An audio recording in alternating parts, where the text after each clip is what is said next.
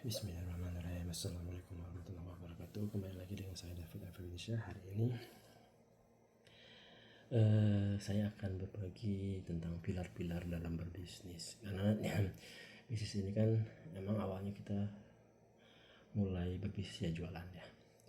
Nah, di awal-awal kita jualan itu biasanya either itu kita bisa punya kemampuan untuk menjual, jadi kita tidak punya produk, punya kemampuan untuk menjual, nyari produk, atau kita punya produk tapi kita tidak bisa jualan, atau kadang-kadang ada juga yang bisa kedua-duanya.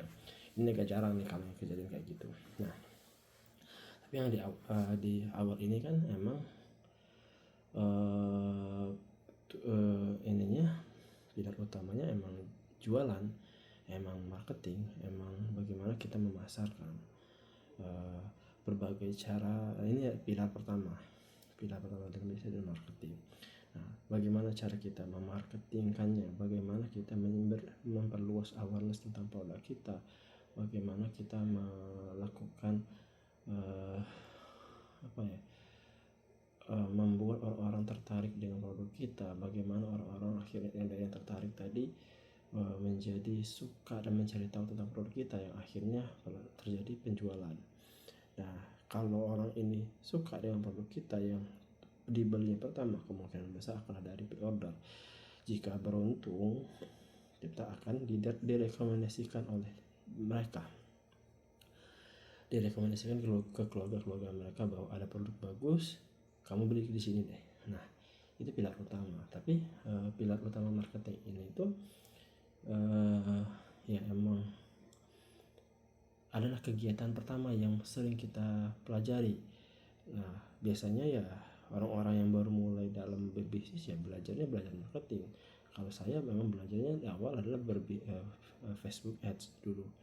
Ya, saya belajarnya bagaimana memperluas jangkauan dan menaikkan leads yang masuk agar terjadi penjualan. Itu adalah pilar pertama yaitu bagaimana caranya menjual produk, memperbesar jangkauan, membuat engagement gitu. Kedua, jika sudah ada uang cashnya, kan awalnya kita kita mendirikan perusahaan itu sendirian. Nah, ketika orderan udah mulai banyak, itu akan terjadi overload pekerjaan.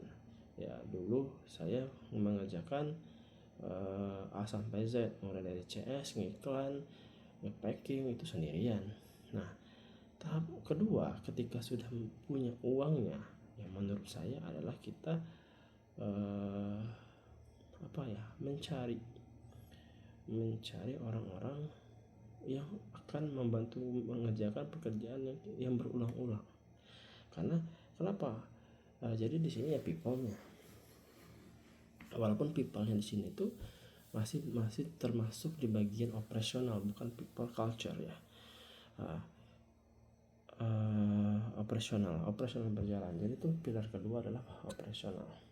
Walaupun nanti ada operasional yang berikutnya lagi, tapi tahap ini itu adalah bagaimana kita memenuhi kegiatan operasional bisnis kita ini itu tanpa kita harus hadir terus di situ.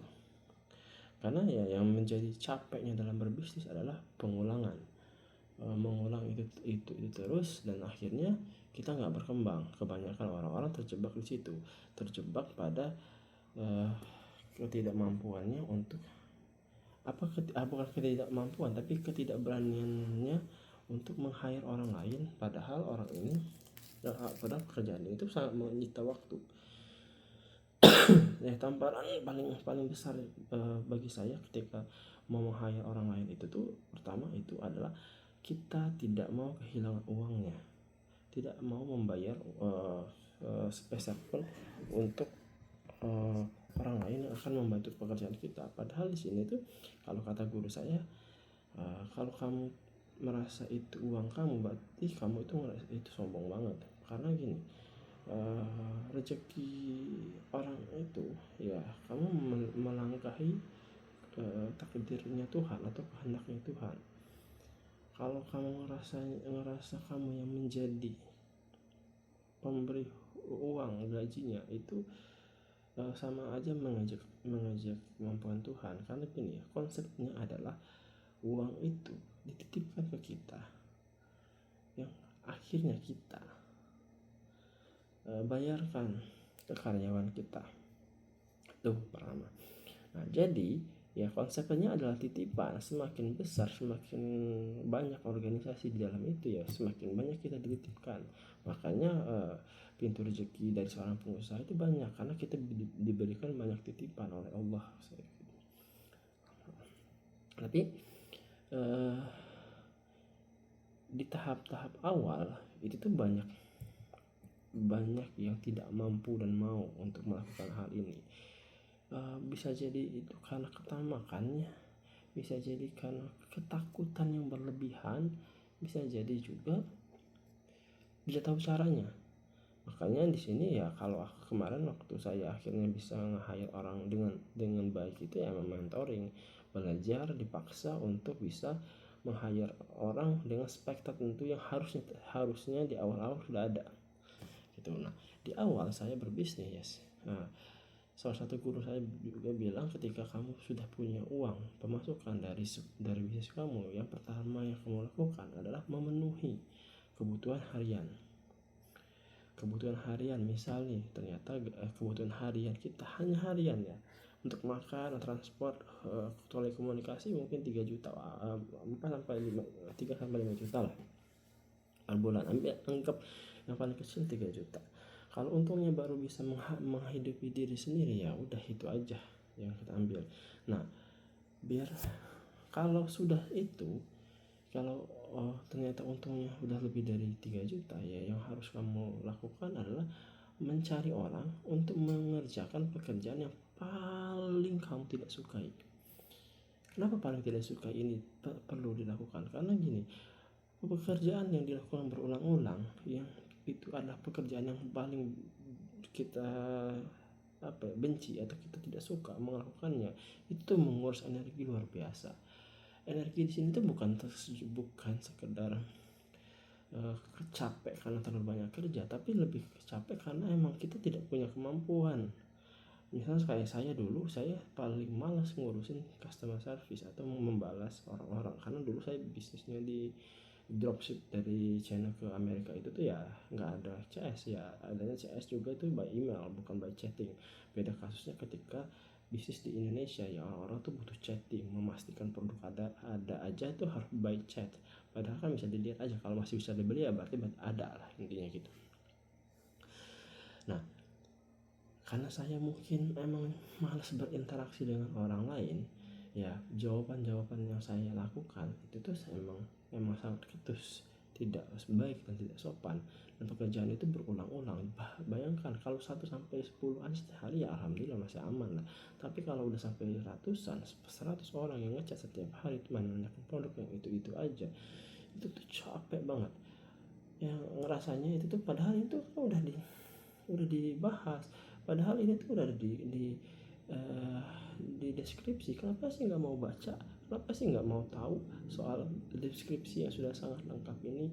Ya itu yang saya alami. Nah, itu tuh ternyata emang kebiasaan dari orang Indonesia yang malas baca. Mereka pengen chatting, pengen tahu dengan cara menanya langsung. Nah, padahal kalau emang kalau udah ada di keterangan, ya harusnya sih tidak perlu dijelaskan lagi tentang speknya atau kemampuannya, harganya. Nah, jadi masalah setelahnya harga aja ditanya ke chatting, padahal udah ada harga gede banget di situ. Nah, pastikan bisnis kita ini tuh operasionalnya berjalan. Itu pilar kedua. Pilar bagaimana bisnis kita tetap berjalan walaupun kita tidak mengerjakan hal itu. Jadi operasionalnya harus berjalan terlebih dahulu.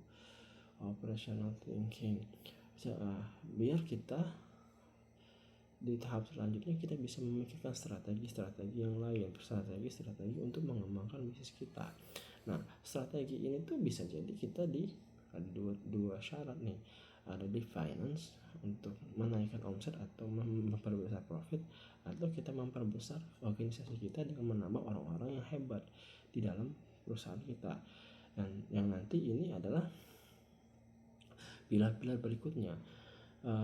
Pilar operasional ini tuh di tahap awal ya kita hanya perlu keadaan semua orang bekerja dengan KPI yang kita butuhkan. Tidak perlu ada penambahan effort, tidak perlu penambahan kemampuan kayak berpikir strategis dan lain-lain. Nah, di level kedua ini ya semuanya masih by pemikiran owner gitu. Itu aja mungkin ya dua pilar yang utama yang mungkin saya akan share. Besok atau lusa atau beberapa hari lagi kita akan lanjut ke pilar-pilar yang lain dalam berbisnis. Semoga hari ini membantu. Salam untuk semuanya. Jangan lupa bersyukur. Assalamualaikum warahmatullahi wabarakatuh.